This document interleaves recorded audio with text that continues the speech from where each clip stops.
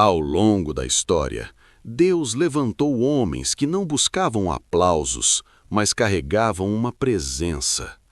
Homens que não pregavam para agradar, mas para despertar. Homens cuja voz não vinha apenas da boca, mas do espírito.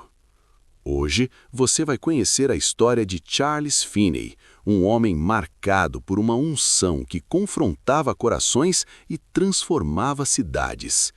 Uma história que nos lembra que o verdadeiro avivamento não começa em multidões, começa em um coração rendido. Você está no canal Vozes do Reino, onde cada mensagem carrega propósito e cada voz aponta para o reino de Deus. Ouça com atenção, porque esta não é apenas uma história do passado, é um chamado para os nossos dias. Charles Finney e sua unção, quando o céu confronta a terra. Ao longo da história do cristianismo, Deus levantou homens cuja vida não podia ser explicada apenas por talento, inteligência ou esforço humano. Homens que carregavam algo invisível, mas real. Algo que não podia ser aprendido em livros nem fabricado em púlpitos. Algo que transformava ambientes, quebrantava corações e despertava consciências adormecidas. Esse algo tem um nome: unção. Charles Grandson Finney foi um desses homens. Quando Finney chegava a uma cidade, não era apenas mais um pregador visitando uma igreja. Era como se o ambiente espiritual mudasse. Pessoas sentiam peso no coração, pecados escondidos vinham à tona, homens fortes choravam, mulheres se ajoelhavam. Não por medo de um homem, mas pela consciência de que Deus estava presente. A unção que acompanhava Finney não era confortável, não era suave, não era moldada para agradar, era confrontadora, santa, profunda. E para entender essa unção é preciso voltar ao início. Um homem comum, uma mente racional. Charles Grandson Finney nasceu em 1792, nos Estados Unidos, em uma época de grandes transformações sociais e espirituais. Ele não cresceu em um ambiente marcado por experiências espirituais intensas. Ao contrário, sua formação foi marcada pela razão, pela lógica e pelo pensamento crítico. Ele não era alguém facilmente impressionado por emoções religiosas. Aliás, Finney tinha certo ceticismo em relação a experiências espirituais intensas. Ele acreditava em Deus, mas sua fé era mais intelectual do que espiritual. E aqui está uma verdade importante. Deus não escolhe apenas os emocionais. Deus também alcança os racionais. Mas quando Deus decide se revelar, ele ultrapassa qualquer barreira, inclusive a da lógica. Deus e o Espírito Santo, o dia que o Espírito Santo o encontrou. Havia um vazio dentro de Charles Finney, um incômodo silencioso. Ele sabia que algo estava faltando.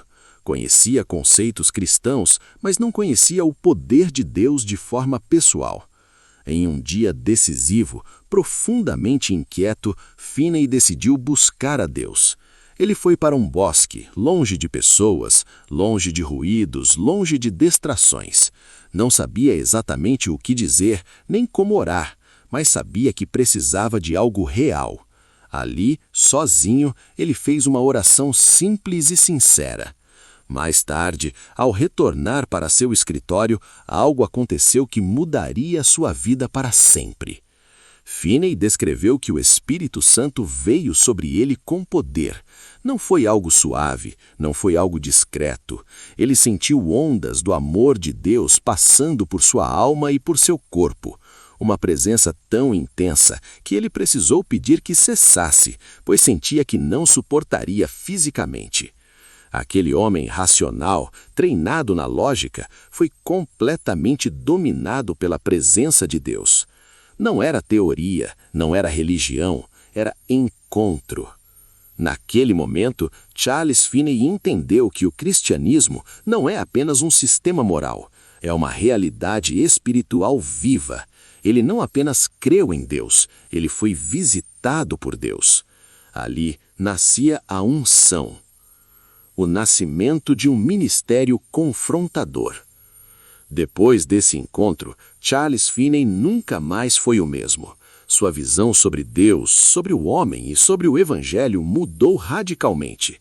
Quando ele começou a pregar, algo era diferente. Não era apenas o conteúdo das palavras, mas o peso espiritual que elas carregavam. Ele não falava para entreter, não falava para agradar, falava para confrontar.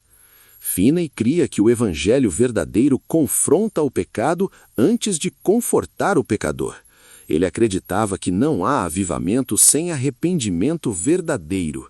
E isso fez com que sua pregação fosse muitas vezes dura aos ouvidos humanos, mas necessária aos olhos de Deus.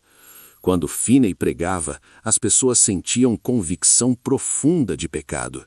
Não por manipulação emocional, mas porque o Espírito Santo estava operando.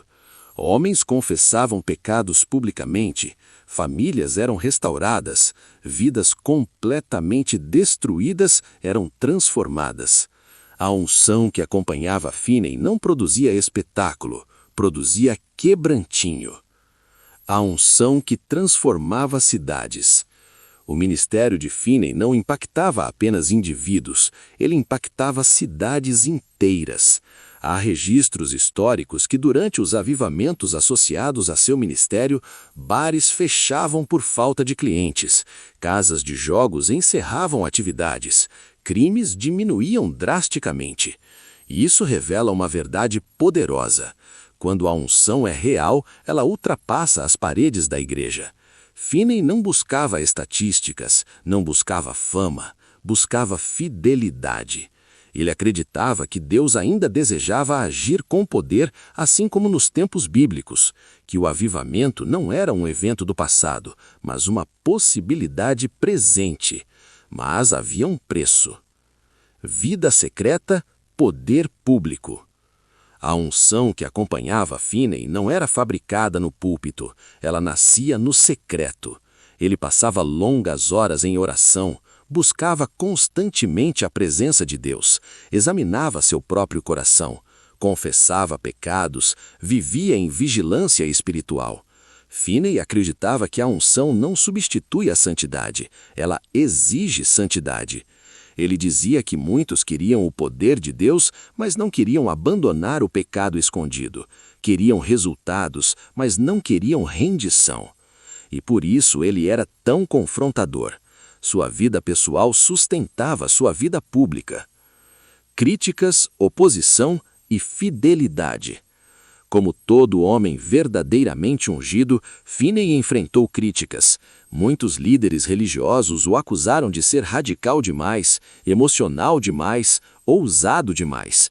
Mas Finney não recuava. Ele acreditava que era melhor desagradar homens do que entristecer o Espírito Santo. Sua unção não dependia da aprovação humana, dependia da obediência a Deus. E isso custou caro, mas ele permaneceu fiel. A teologia da unção segundo Finney. Para Finney, a unção não era algo místico ou automático. Ele acreditava que Deus unge vidas rendidas, que o Espírito Santo opera onde há obediência, arrependimento e fé viva. Ele acreditava que o avivamento acontece quando o povo de Deus se alinha com a vontade de Deus. Não era fórmula, era relacionamento. Um legado que ecoa até hoje. Charles Finney viveu até os 82 anos. Deixou livros, sermões e ensinamentos que influenciaram gerações. Mas seu maior legado não foi intelectual, foi espiritual.